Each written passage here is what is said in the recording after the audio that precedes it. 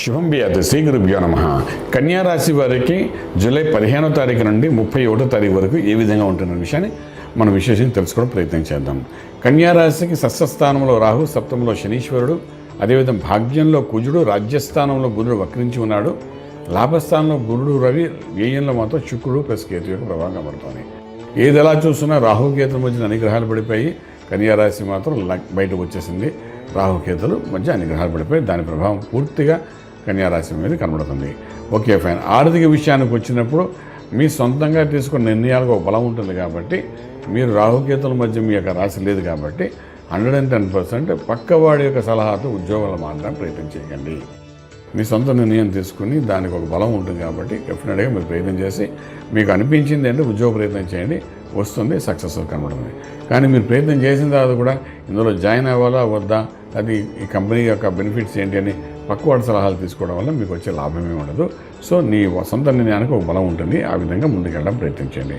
అలాగే వ్యాపారం చేసేవాళ్ళు కూడాను సలహాలు తీసుకున్నా కూడా మీ నిర్ణయాన్ని ఫైనల్గా చేసుకోండి.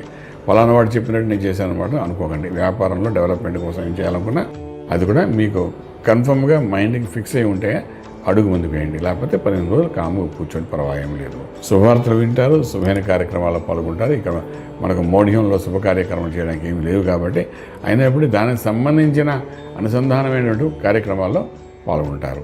వివాహం కోసం చేసే ప్రయత్నాల్లో ప్రాసెస్లో సక్సెస్ఫుల్ కనబడుతుంది. అలాగే గృహప్రవేశం, శంకుస్థాపన సంబంధించిన కార్యక్రమాల్లో చేసే ప్రాసెస్ ఏదైనా ప్రాసెస్ ఇనిషియేట్ చేస్తే బాగానే ఉంటుంది. ఆ సక్సెస్ఫుల్ అనేది ముందు కాలంలో కనబడుతుంది. అలాగే విదేశాలకు వెళ్ళి చదువుకోవాలనుకున్న విద్యార్థులు కంటే విదేశాలలో చదువుకుంటున్న విద్యార్థులకి ఉద్యోగ రీఛార్జ్ చేసే ప్రయత్నాలు సక్సెస్ఫుల్ కనబడే అవకాశాలు బాగా ఉన్నాయి ఈ 15 రోజుల్లోని. అలాగే విదేశాలకు వెళ్ళి సెట్ అయిపోదాం అనుకున్న వాడికి మాత్రం పెద్ద చెప్పుకోదగ్గ డెవలప్మెంట్ కనిపించట్లేదు. ఫైన్. ఇప్పుడు ఈ రాశికి యోగించే శుక్రుడు బలం తక్కువగా ఉంది, సింహరాశిలో ఉన్నాడు. దానివల్ల యోగం తక్కువగానే ఉంటుంది.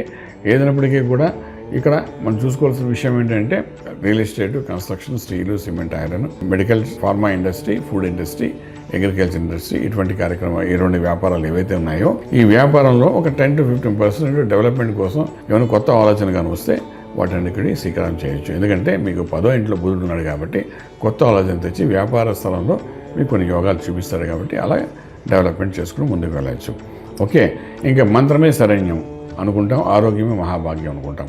ఆరోగ్య సూత్రాలు పాటించేటప్పుడు 6వ ఇంట్లో చూస్తే రాహు, 7వ ఇంట్లో చూస్తే శనీశ్వరుడు, ఈ రెండింటికి ప్రభావం మీద కనబడుతుంది కాబట్టి కొంతవరకు వైఫ్ అండ్ హస్బెండ్ మధ్య రిలేషన్లో కూడా కొంచెం జాగ్రత్త తీసుకోండి. ఆరోగ్య విషయంలో కూడా మోకాలు కింద భాగము, పాదాల దగ్గర కొంతవరకు నరాలకు సంబంధించిన దోషం కనబడుతుంది కాబట్టి దానికి సంబంధించిన ప్రక్రియ చేసుకుంటూ వెళ్ళండి.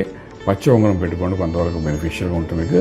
ఎందుకంటే ఒక లాంగ్ టర్మ్ ఇష్యూస్లో కనబడుతున్నాయి. నాకు పచ్చి ఉంగరం పెట్టుకుంటే కొంచెం బెనిఫిట్ ఉంటుంది. అలాగే మంత్రం దగ్గరకు వచ్చినప్పుడు ఇక్కడ పూర్తిగా మనం చేసుకోవాల్సినట్టు అమ్మవారి యొక్క ఆరాధన చేసుకోవడం చాలా ప్రాసెస్ వస్తుంది.